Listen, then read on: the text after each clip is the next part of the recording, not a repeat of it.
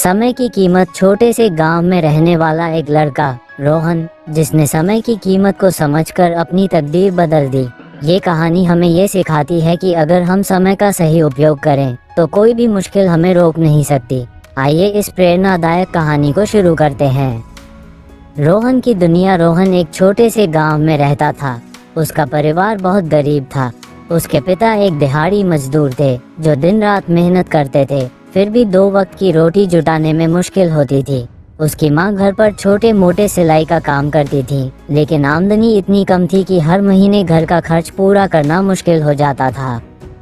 रोहन पढ़ाई में अच्छा था, लेकिन उसकी सबसे बड़ी समस्या थी आलस्य। वह हर काम को कल पर टाल देता। उसके दोस्त दिन भर खेलते और वह भी उनके साथ घूमता फिरता रहता। उसकी किताबों पर धूल जमा रहती और उसकी माँ हमेशा उसे डांटती रहती। अगर ऐसे ही चलता रहा तो एक दिन बहुत पछताओगे। मेहनत करने वालों की दुनिया है, सपने देखने वालों की नहीं। मुसीबत का सामना। एक दिन गांव में जोरदार तूफान आया।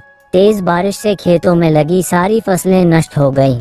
रोहन के पिता के पास कुछ भी नहीं बचा। घर में अनाज तक नहीं था। पहली बार रोहन ने अपने पिता को रोते हुए देखा। उसकी माँ ने चूल्हे में जलाने के लिए आखिरी लकड़ी डाल दी ताकि रात का खाना बन सके। उसी दिन गांव में एक साधु महाराज आए। गांव के लोग उन्हें स्वामी आत्मानंद कहते थे। उन्होंने गांव के चौपाल में प्रवचन दिया। उन्होंने कहा, समय रेत की तरह होता है।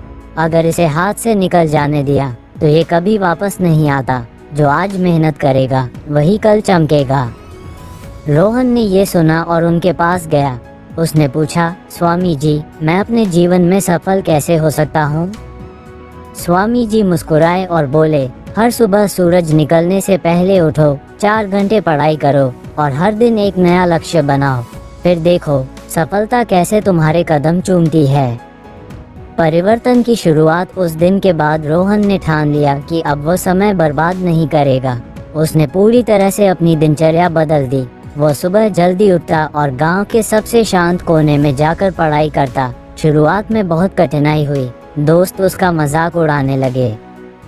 उसका दोस्त रमेश बोला, अरे रोहन, इतनी मेहनत करके क्या मिलेगा? शहर के लड़कों को देख, वे मजे करते हैं, तुझे भी आखिर खेती ही करनी है। लेकिन रोहन अब बदल चुका था। उसने मुस्कुराते हुए कहा, अगर मेहनत का फल मीठा होता है तो मैं वो मिठास जरूर चखूंगा। कुछ महीनों बाद उसका मेहनत रंग लाने लगा। स्कूल की परीक्षा में उसने टॉप किया। गांव में उसकी चर्चा होने लगी। उसकी माँ की आंखों में खुशी के आंसू थे। उन्होंने कहा, बेटा, तूने साबित कर दिया कि मेहनत कभी बेकार नहीं जाती।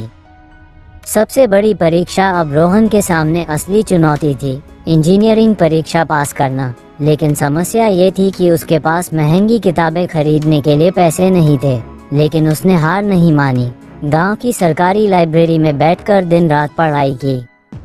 सुबह खेतों में अपने पिता की मदद करता और रात को लालटेन की रोशनी में पढ़ता। परीक्षा का समय नजदीक आ गया। उसके पास सिर्फ 1 महीना बचा था। उसने खाना पीना भी कम कर दिया और पूरी तरह पढ़ाई में लग गया। उसकी माँ ने एक दिन नाराज होकर कहा, बेटा, अपनी सेहत क्यों बिगाड़ रहा है? रोहन मुस्कुराया और बोला, माँ, ये सिर्फ एक परीक्षा नहीं है, ये हमारे परिवार का भविष्य है। मैं हार नहीं सकता।